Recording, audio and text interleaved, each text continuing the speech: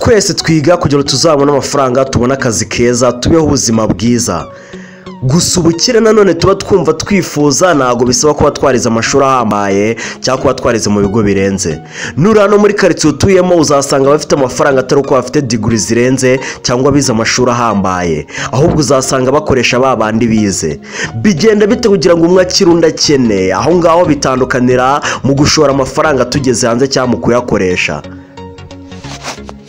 Niyo mpamvu nkubwira ni kuba uzakira cyangwa ugakena ntabwo bizaterwa nuko iwanyu wenda mufite amafaranga, nta nubwo bizaterwa nuko wize amashuri ahambaye, ahubwo bizaterwa n'ibi bintu ngiye kukubwira ibintu bigera muri 6 by'uburyo ushobora kuba wakoresha kugira ngo ubashe gukabya inzozi zawe. Ngo ni ibihe bimeze bite?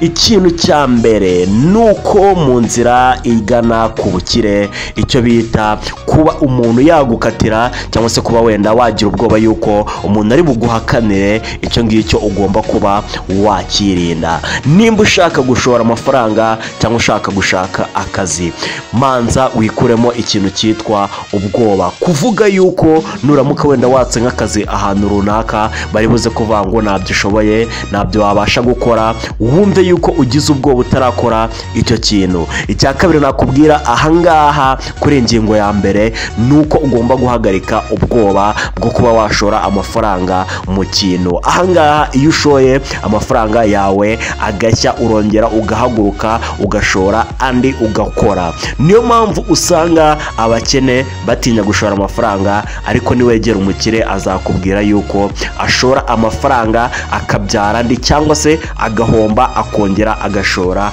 andi. Ingingo ya kabiri nuko ukwiriye kumenya yuko hari igihe biba ngombwa yuko ugomba kuva mu cyo twita comfort zone. Ahangaha nimvuga comfort zone ni ahantu uba warakuriye, ni hantu uba warakoreye ibintu byinshi bitandukanye muri karitsiye wamenyereye. Ni ngombwa rero yuko ushobora gufata intambwe ukaba wahava ukajya gushakira n'ahandi ukareba uko bimeze, kuko iyo ugeze ahandi ahangaha bigufasha kuba wafunguka mu mutwe. Bashora gute, bakora gute, bahomba gute, bakongera bagahaguruka bagakora bagashora andi mafaranga. Niyo mpamvu rero hari igihe biba ngombwa yuko tuva muri comfort zone cyangwa se ahantu tuba twarakuriye, tuba twaramenyereye, tuba twarigiye, bikaba ngombwa yuko tujya n'ahandi kureba uko ubuzima bwaho bumeze.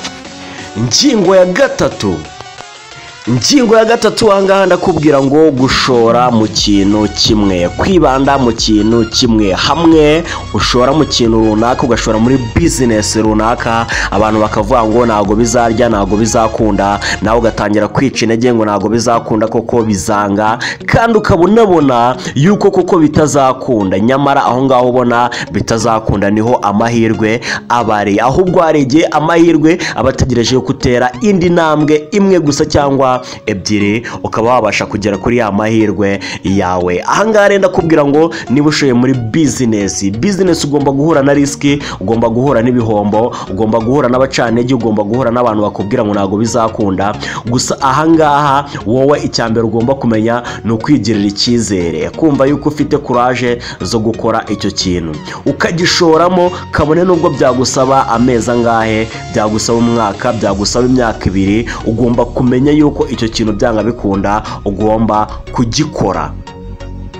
Ingingo ya 4 nakubwira nuko umuntu wemera kwihambira, kwizirika, gufightinga, agasafaringa, akarwanira icyo ashaka birangira ageze ku nzozi ze. Hamwe ukora business cyangwa ushora mu kintu runaka ukumva yuko nuhura n'igihombo cya mbere urahita ukireka, ibyo ngibyo wapi. Ahubwo iyo ushoye mu kintu runaka ugahura n'izo mbogamizi zo kuba wahita uhomba aribwo bwa mbere, ugomba kumenya yuko risk cyangwa se ibihombo gufasha kuba noneho utazatangirira kuri 0 bukurikiyeho, ahubwo bukurikiye uzatangirana experience muri cya kintu. Ni ukuvuga ngo nimba ushoye mu kintu ugahomba, ubwa kabiri nujya kugishoramo ntabwo uzaba utangiye noneho uri umuntu utangire kuri 0, ahubwo uzaba uzi neza icyo kintu bahomba gute, bunguka gute. Icyo nicyo twita experience.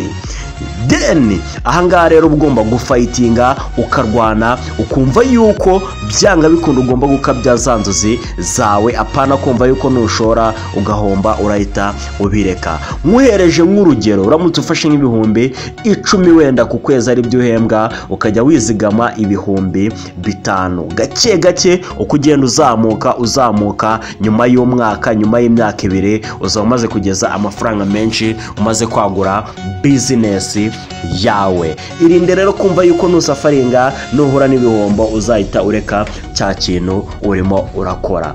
Ingingo ya 5 ni iyihe?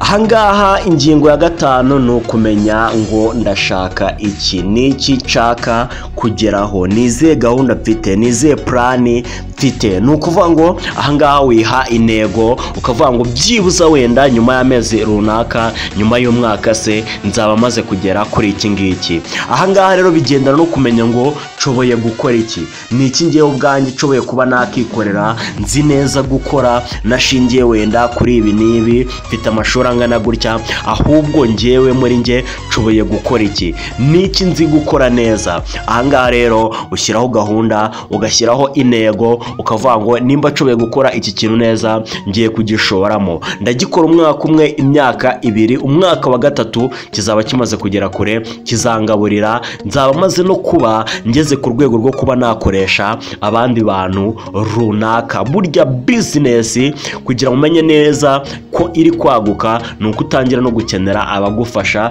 ugakenera abakozi, ugatangira kubashyira muri business yawe ngo bagufashe kuguma ukabya inzozi zawe. Menya neza rero nshaka iki, ushyireho gahunda, ushyireho plani, ushyireho intego, ushyireho amahame, ubundi uvuge ngo iki kintu ngomba kuba nagikoze mu gihe kingana gutya. Ingingo ya 6 ari nayo ya nyuma, ukwiye kumenya neza yuko gutangira business ku giti cyawe, kuba wakora ibintu byawe ku giti cyawe, hamwe abantu baba bari kuvuga ngo urikunda, ntabwo ushaka gukorana n'abandi, ntabwo ushaka kugira iki, ibyo ngibyo ntukabyiteho. Nimba ufite ubushobozi bwo kuba watangiza business yawe ugashora amafaranga yawe ku giti cyawe, apana kumva yuko wafatanya n'abandi. Gusa nanone hari igihe aba ari ngombwa gufatanya n'abandi. Igihe ari ngombwa gufatanya n'abandi ni cya gihe udafite ibishoro bihagije. Gusa niba ufite ibishoro bihagije ukumva wowe ubwawe wakikorana, washora muri business ku giti cyawe, ushobora kuba wakora business aho ukazaha abandi batandukanye akazi. Niyo mpamvu nkubwira ngo kuba wakorana n'abandi cyangwa wakora ku giti cyawe, igihe urimo urakora ku giti cyawe ntabwo ari ukwikunda, ntabwo ari ukwikungumika, ahubwo ni ukuba ufite imbaraga, kumva yuko wowe ufite imbaraga, kumva yuko wowe ufite ubushobozi bwo kuba wakora ikintu kandi kikaba successful, kikaba cyagerwaho. Izo ni imbaraga, ntabwo ari ubunebwe, ntabwo ari ukwikunda.